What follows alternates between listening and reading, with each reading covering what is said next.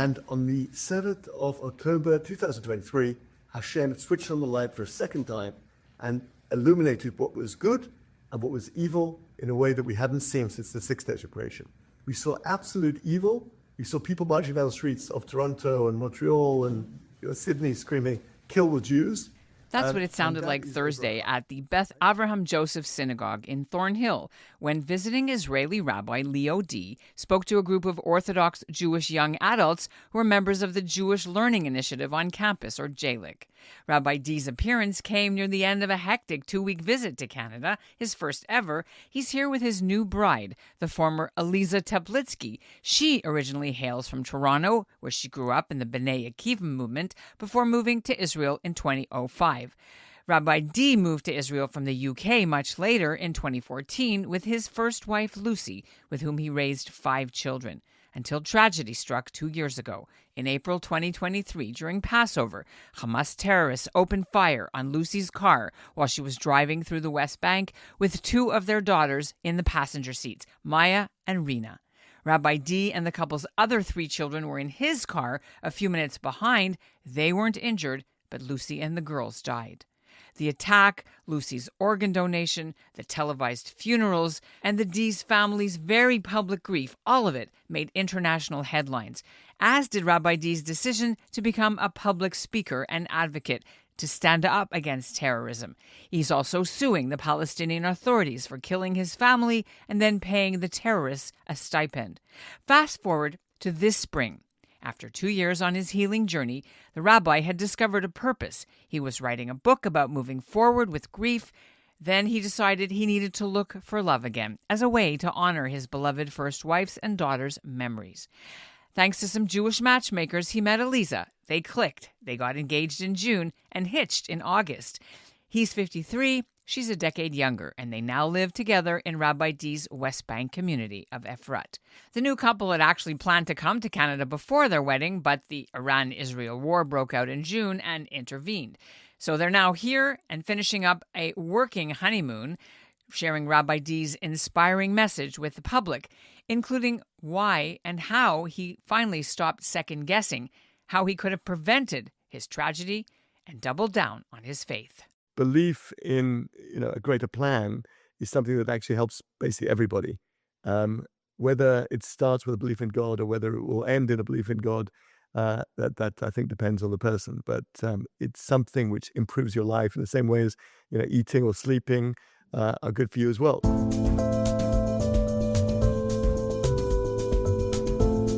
I'm Ellen Besner, and this is what Jewish Canada sounds like for Friday, November 28th, 2025.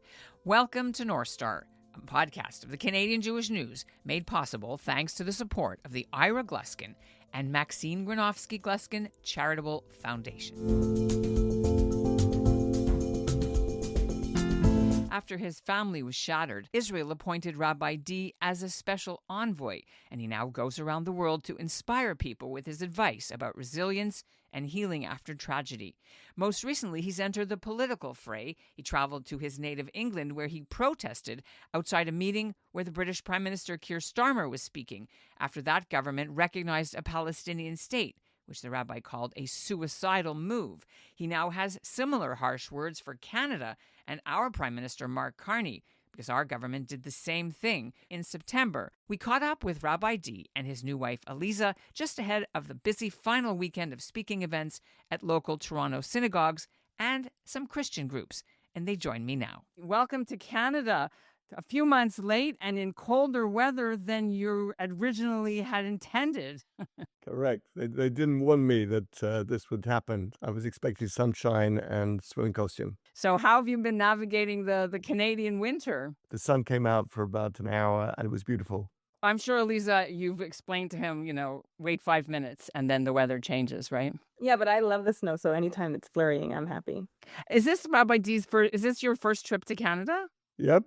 First trip, we went to Montreal, to Ottawa, now then Kingston briefly, and now we're in Toronto. So getting a very, very nice glimpse. Well, congratulations on the trip and also on your nuptials. Why did you want to come to Canada? Is this technically your honeymoon? We called it a working moon, but it was, to be honest, I'd planned to come to Canada before I met Aliza, and it got cancelled, so I reorganized it, and it just worked out this way. But it's perfect because we're getting to see Aliza's friends and family. My aunts and uncles are still living in Montreal and Toronto, and I have good friends who are still here. But my parents and my sisters are in Israel with me. You mentioned you were in Montreal, you were in Ottawa, Kingston. What have you been hearing from them? I've been hearing about life in Canada. I've been meeting beautiful communities, but I think people who don't necessarily see a long-term future here for their children, their grandchildren.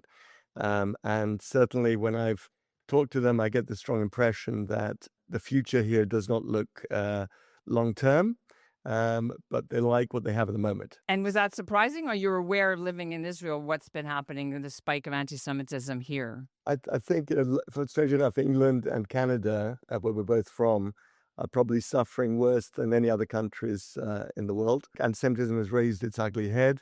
Unfortunately, history has shown us that when that happens, it doesn't tend to go away. Jews in history, as we all can testify, because our grandparents came from every country under the sun, tend to leave when that happens rather than to hang around. And so I think it's a bit of a shock for people after October the 7th, but people have begun to wake up. And I understand in Montreal they had a Nefesh B'Nefesh meeting while we were there. They were totally oversubscribed and had hundreds of people turn up, standing room only. I think mostly doctors who were looking at leaving. The world is changing.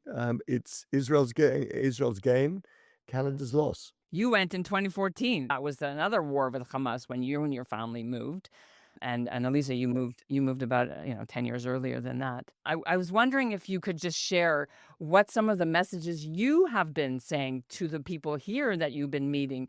What can you give them in terms of resilience? I've been talking about how Jews in Israel are more united than ever before.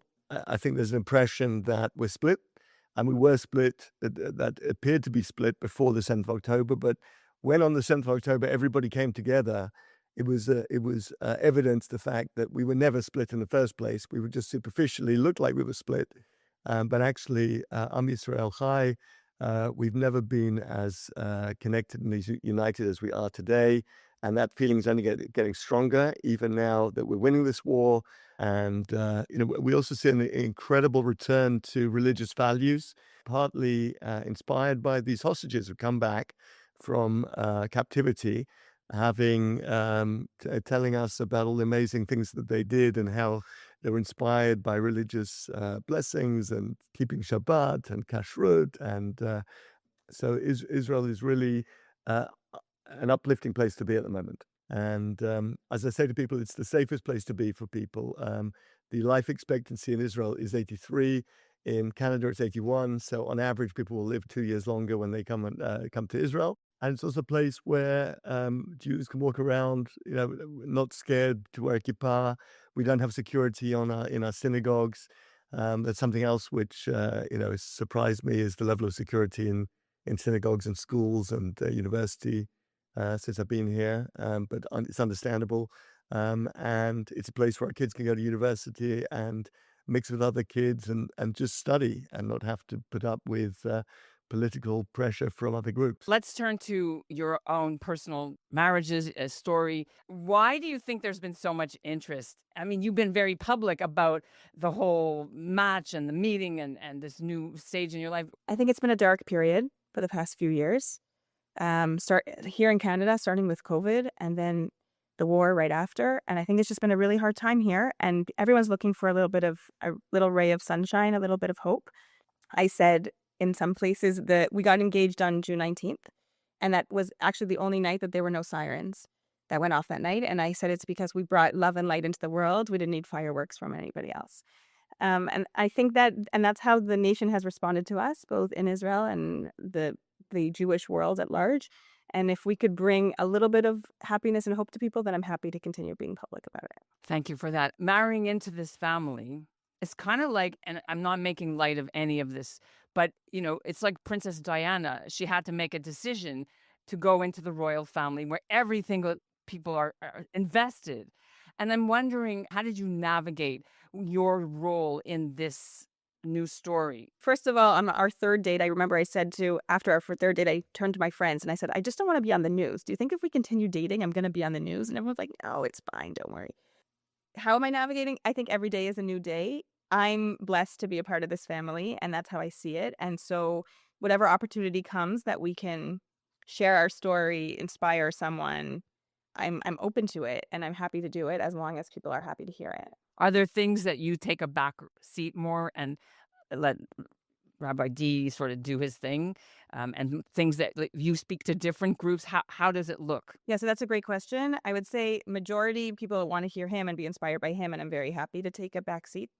There are some communities who have asked to hear our story. So we call it our little rom-com at the end, just to lighten the mood a little bit.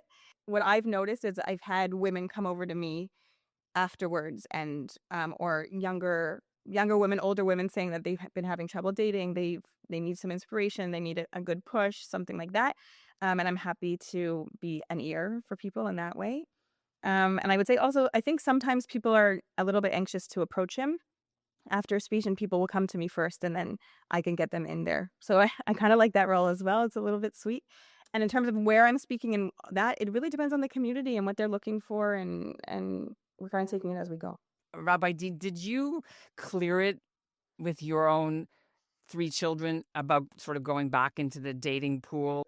I shared with the kids all the dates I went on, any when I went out with more than once, and I told them about the ladies I was dating, so they knew about Aliza right from the beginning. And when we introduced Aliza one by individually, so she met the kids one on one. And then when I told them I was proposing, they asked me what I was planning to do. And when I told them, they said that was very weak, and they would organize something much better. So they did, and they put out a table and drinks and food and music, and set it all up at a beautiful viewpoint near our home. And then they popped in 10 minutes later to take photographs, and they said, "That's how you do it." So Instagrammable, absolutely. I want to talk to you more about the messages in your book and the story, Rabbi Dee, 7 Facets of Healing. How has the reception been to the book since it's out in September? I'm delighted. I think a number of people, particularly people who needed to hear the message, have responded very positively and said it's helped them, which is really why I wrote it. As I say that when it comes to tragedy and trauma, we have a choice. We can look backwards or we can look forwards. And naturally, one tends to look backwards. I think that's a human sort of let's say bug in the human operating system. But when we learn how to look forwards, we can put the pain behind us and we can move on in our lives. I think that's a message which I've learned. I think a message which Israelis in general have learned about this tragedy. Once we can categorize it and stick it into the past, remember it on Yom HaZikaron every year, we can now look to a future which is freer, is better, free of our enemies, and potentially with new peace treaties with other nations that we never even dreamt about. So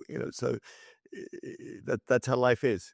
For the moment we're able to look forward and not backwards, we can change things for the better. It's available on bookpod.co.il for Israelis.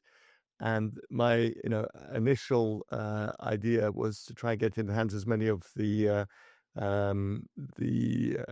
families in Israel who are suffering loss as possible, because I think some of the messages are really appropriate for them. Please go want to go back to Israel. That's what I'll be focused on for a while.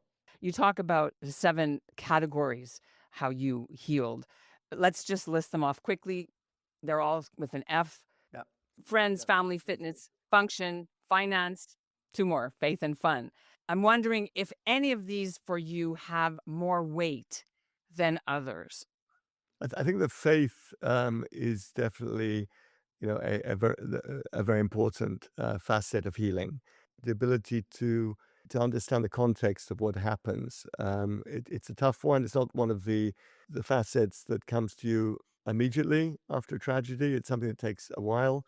But if people can develop that aspect, I think it's a very strong one. But we're not talking about davening and faith in terms of a religion, whether it's Jewish or others, for people who are going through.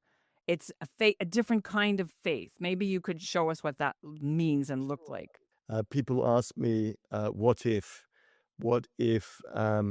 we had left later on the day of the tragedy? What if we had never made Aliyah? And even though it was painful that they asked these type of questions, actually, every question they asked, I'd already asked myself 1,000 times before that. But I realized very rapidly that this was not helpful. And soon I started saying to myself, it's forbidden to ask what if, because whatever happens, there's only one thing that happens, but there's thousands of things that could have happened. So instead of asking that, I realized that there is one what if that one should ask, which is what if God planned it this way? And what if I was always meant to be married to Lucy for 25 years, and I was meant to have 5 kids until the 7th of April, 2023, and then 3 kids. What if that was what was always set out for me? And my job is not to question why that is, but to sort of work with the, with the cards that I've been dealt. Maybe it sounds not easy to say that to oneself, but actually it's very healthy. And in fact, funnily enough, I mentioned it at McGill when I spoke there on Sunday. And one of the guys said, is this genuine? Do you really believe in God and the plan? Or is it just something that helps you? I said, I actually do. And I think that one of the things we can do to strengthen our faith, emunah, is to say Baruch Hashem when good things happen. In other words, if you appreciate God's involvement in our lives when good things happen, then of course it makes it easier when bad things happen to also appreciate that something is from God. But I said to him, let's consider that you didn't actually believe that God planned everything, but you started to believe it. I said it could help you, and it could actually make your life much more pleasant to think that than to think that actually you did something or you made decisions which led to a tragedy.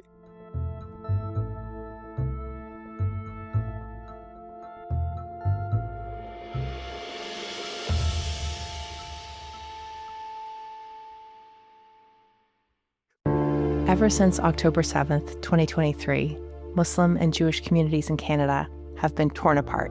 I've known you for 20 years. You've been at my house for Shabbat supper, I don't know how many times. And for 1 second, you can't put down your friend and just hold my hand? We're fed a constant stream of Jews and Muslims talking at each other, about each other, but rarely do we hear them talking to each other. There was, why are you doing this? What's the benefit of doing this? This podcast aims to do something different. I'm Avi Feingold, a rabbi and a writer with the Canadian Jewish News. I'm Yafa Sakeja, a Canadian-Palestinian entrepreneur and volunteer with the Canadian Friends of Standing Together. We're sitting down with Jews and Muslims, Israelis and Palestinians from coast to coast and across the political divide, having difficult conversations in good faith. We are not the Israeli government. Palestinians are not Hamas. This is the place where we're both supposed to end up, Israeli and Palestinian, Arab and Jewish. Subscribe to In Good Faith, wherever you listen to podcasts. I don't know if you know, our son was killed on Tisha B'Av 2023. And so I'm in a little bit of your boat. Our listeners know I don't speak publicly about it very much, and I'm dealing with it in my way. But I understand some of those 7 things, although I never put names to the things we're doing in terms of the categories. But when I read your book, the categories your late wife had created, so it was helpful for me to read this. And it's inspiring because I guess I'm doing what worked for you kind of is we're not there yet, but it's definitely working for me too. And I'm grateful for a lot of the community and family and friends. Anyway, I won't go into it. I don't think I pioneered anything in the book. I think what I tried to do was categorize it because I don't know if you'd agree, but at the beginning, you're full of triggers, right? Everything, from day one is a trigger. When you see any one of your friends, your family, their trigger. When anyone says anything, it's a trigger, but everything's setting you off. But actually what happens is over time, it's not that time cures, but the triggers get spread out a little bit, and then you can start recognizing individual triggers. And that's what I tried to do, is just categorize them into these different groups of friends and family and function your job. And the moment you're able to identify individual triggers, that I think is the moment you can start to heal, because you can start to turn the pain into understanding and into meaning. And it's not that the pain goes away. It's just that you're able to deal with it and to understand it. There's somebody, when I speak to a number of people who sadly lost soldiers in the war and victims in Nova and so forth. And they say, some of them said to me, well, I always have a broken heart. So I said, no, that's not the point. The point is that you shouldn't always have a broken heart. You should try, it's not that you can fix the broken heart, but when their name comes up, you can actually have a warm, positive feeling at some point about it. You don't have to break into tears. And I think that is the purpose of mourning, and the purpose of healing is to get the point where when somebody mentions their name, you can smile and you can feel positive. So then you can remember them all the time, because that's what we really want to do with our loved ones. We don't want to forget them, God forbid. You hold both at the same time, pain and joy. People know that you and your family live in Efrat, in the West Bank, and after the terrorist attacks, the Israeli Secret Service, they found and eliminated the perpetrators who did it.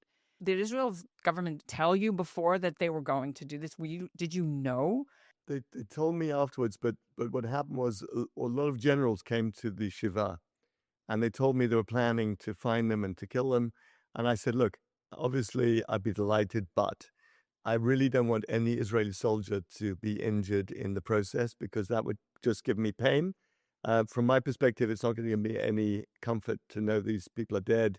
Obviously, if it's safer for Israel, that's a plus. But I don't want to feel that you've sent 20-year-old boys to be injured in order to do this. Take your time. And in the end, 3 weeks later, they sent 200 20-year-old Israeli boys to surround the house in Nablus, and they did actually execute the 3 terrorists, and nobody was injured. But they told me that the reason they did it was because they knew that these 3 terrorists were planning another attack and they were about to leave, and they had no other option. And the strange thing was that I got a call from friends of Maia who were in the intelligence, operating from the control room in the Shomron and actually coordinating the attack against the terrorists. With the headsets and everything. Wow. Headsets. So this is Israel, 20-year-old girls in a control room, 20-year-old boys with guns surrounding the house, and the whole war is being operated by university-age students. I've read that you wanted to meet eventually with these killers' families. Has that happened? Initially, I said I'd like to meet either them or their families and ask them the question. So because of that, actually, a journalist got into the house of mourning for the terrorists in Nablus and interviewed the brother, and asked him my 2 questions, which I wanted to ask, which was, why did they do this? And what is their vision of a better future for their people? And the answers were, we did it because of the Al-Aqsa attack by Israeli soldiers, which took place on the 5th of April, 2 days before our tragedy, where Israel went in order to take weapons away from Arabs who would have rained them down upon the Western Wall. And when he was asked what is his view of better future for his people, he said, from the river to the sea. These people, it's interesting. I mean, one thing I learned from that is that we as Israelis have to call this war the Al-Aqsa War, because that's what our enemies called it. The President Herzog told me that my family were the first victims of this Al-Aqsa War, which continued on the 7th of October. And I think that we should see that the culmination of this war should be us taking back the Temple Mount, because that's really why they waged this war. And until we do that, they will be encouraged to continue waging wars against us in the future. And once we do that, I think that will be the end of this phase. So am I understanding that you're in favor of full annexation of the West Bank? Or partial?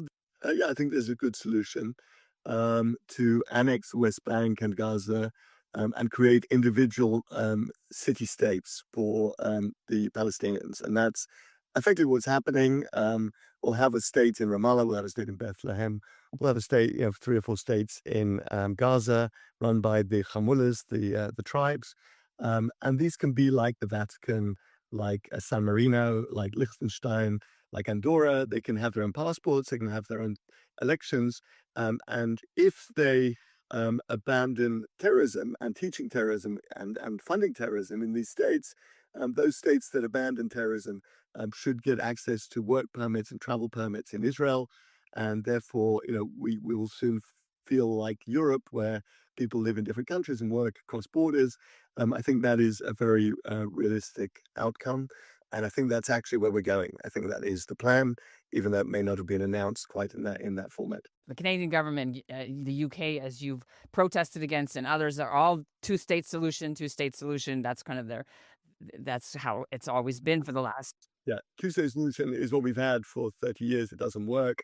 And the Palestinian Authority that your Prime Minister would like to back to create second state is currently paying the family of the terrorists who killed my wife and daughters pay for slave money, as he is paying the families of many other terrorists who killed other Israelis.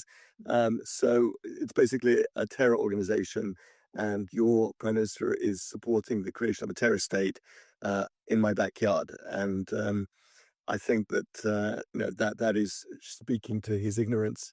If he's as ignorant about the economy as he is about the Palestinian situation, then I think this country has a big problem on its hands.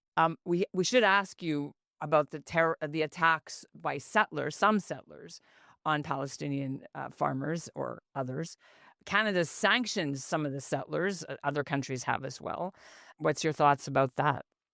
Clearly, it's illegal what they're doing. It doesn't help Israel in any way. One can have a little bit of sympathy for them, because these particular people that we're talking about are exactly the people who are subject to Palestinian attacks on themselves and their villages every day, and have mostly those villages and those settlers come from places where they know many families where there have been victims of terror. So whilst one cannot excuse what they're doing, we're talking about people who don't see the government doing enough to protect them. Know many families who have lost loved ones, and have taken the law into their own hands, which is a tragedy. Lastly, you're going to be speaking to some Christian groups, or you have spoken to some Christian groups in Canada. Why is that important for you to do? I'll tell you why, because our only allies today in the world are Christian evangelicals. The left have abandoned us with wokeism. We're looking to the right, and they look pretty friendly at the moment. But 5 years ago, no Jew would have considered siding with the right, because we know where that might lead to, within 5 or 10 years. So we really don't have political support on the left or the right, but we have so many Christian friends, tens of millions in this country, in America, around the world, who love Israel and speak out for Israel, understand that their whole religion and their whole culture comes from Judaism.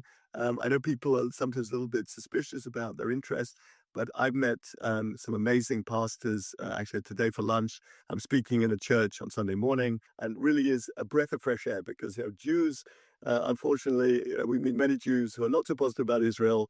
These evangelical Christians, frankly, are incredible. If you ever hear Huckabee speak, the American ambassador to Israel, he speaks out about Jews and Israelis and how incredible we are and how important we are. And sometimes you have to listen to these people. Sometimes they speak a lot of sense. There are people in the world who look to us now. They look to what Israel's doing. They say, wow, you're on the front line. You're defeating terrorism. You're pushing back, this terrible jihadist movement, which the West is inviting in, and immigrants and so forth. Israel is the light unto the nations, and we have to take our lessons from Israelis and Israel, and that's how we have to run our countries if we want to survive in the next 10, 20 years. I was going to say, our listeners and readers, when they get your book, will notice that the opening tribute was to Charlie Kirk, who was assassinated just a couple of days within when your book was published. So, right-wing Christian friend of Israel. Yeah. When Jews speak, sadly, nobody listens.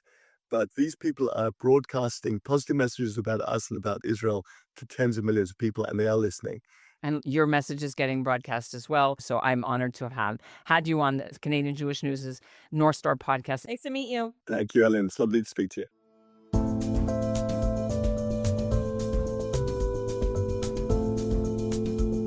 And that's what Jewish Canada sounds like for this episode of North Star, made possible thanks to the Ira Gluskin and Maxine Granovsky-Gluskin Charitable Foundation. We've put links to Rabbi Dee's new book and where to catch up with him in our show notes. The show is produced by Zachary Judah Kaufman and Andrea Varsany, with Michael Freeman as the executive producer, and our theme music is by Brett Higgins. Thanks for listening.